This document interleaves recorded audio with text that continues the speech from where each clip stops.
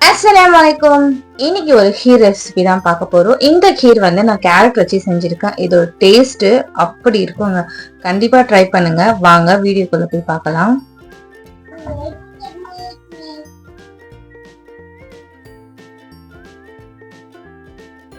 நான் வந்து இப்போ வந்து ஒரு 4 கேரட் எடுத்துக்க இதை வந்து ஸ்லைஸா அந்த பீலர் வச்சு வந்து எல்லாமே வந்து பீல் பண்ணிக்கிறேன்.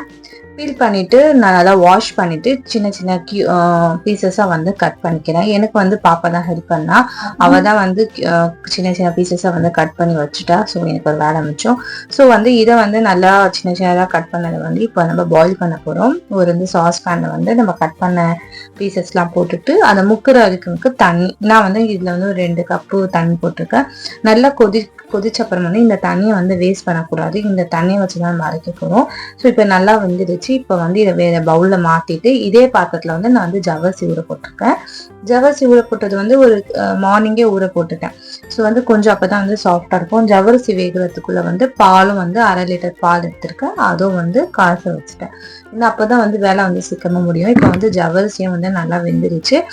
இன்னும் வந்து கொஞ்சம் வந்து டிரான்ஸ்பரண்டா வரணும். ஸோ இன்னும் ஒரு 2-3 மினிட்ஸ்ல வந்து அது டிரான்ஸ்பரண்ட் ஆகிடும். பாலும் வந்து நல்லா கொதிச்சிச்சு. இப்போ வந்து ஏலக்காய் வந்து ஒரு 5 தட்டி போட்டுட்டேன். பால் நல்லா கொதிச்ச அப்புறம் வந்து நான் வந்து 1/2 கப் சர்க்கரை ஆட் பண்றேன். 3/4 கப் சர்க்கரை வந்து கரெக்டா இருக்கும். ஆனா வந்து நான் 1/2 கப் சர்க்கரை தான் ஆட் பண்றேன். கீழே நான் வந்து மில்க் மேடும் வந்து கொஞ்சம் வந்து ஆட் பண்ற மாதிரி இருக்கு. ஸோ வந்து ஜவ்வரிசி வெந்ததை வந்து ஃபில்டர் வச்சு நல்லா வந்து ஃபில்டர் பண்ணி தனியாக வச்சுட்டேன். அந்த தண்ணி வேணாம்.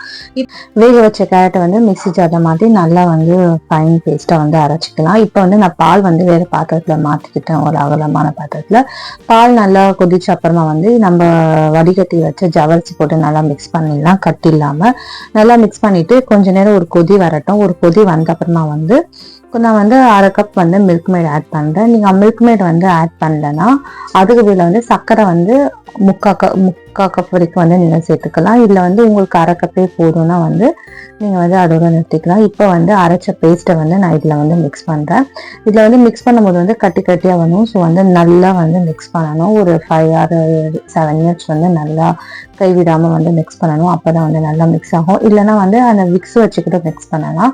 ஸோ வந்து நல்லா வந்து மிக்ஸ் ஆயிடுச்சு. இப்போ வந்து நான் மிக்ஸி ஜார்ல வந்து கொஞ்சம் தண்ணி போட்டு அந்த தண்ணியை ஊற்றி நல்லா ஒரு கொதி வந்த அப்புறமா வந்து நம்ம வந்து ஃப்ளேம் ஆஃப் பண்ணிடலாம். நான் வந்து கார்னிஷ்காக வந்து பாதாம் வந்து குட்டி குட்டியாக வந்து கட் பண்ணி மேலே வந்து கார்னிஷ் பண்ணிடுறேன். நீங்கள் வேணும்னா வந்து முந்திரி பாதாம் வந்து நெய்யில் வறுத்து கூட ஆட் பண்ணிக்கலாம். பட் வந்து நான் ஆட் பண்ணலை. அவ்வளோதான், நம்மளுடைய சுவையான பாதாம் கீரை வந்து ரெடி ஆயிடுச்சு. இது வந்து சூடாகவும் குடிக்கலாம், ஜில்லும் ஃப்ரிட்ஜில் வச்சும் குடிக்கலாம்.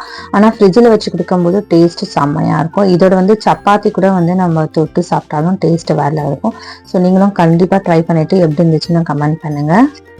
என்னோட சேனலை ஃபர்ஸ்ட் டைம் பார்க்கறது இருந்தால் சப்ஸ்கிரைப் பண்ணி பெல் ஐக்கானை கிளிக் பண்ணிக்கோங்க. மறக்காம லைக் பண்ணிடுங்க. தேங்க்ஸ் ஃபார் வாட்சிங்.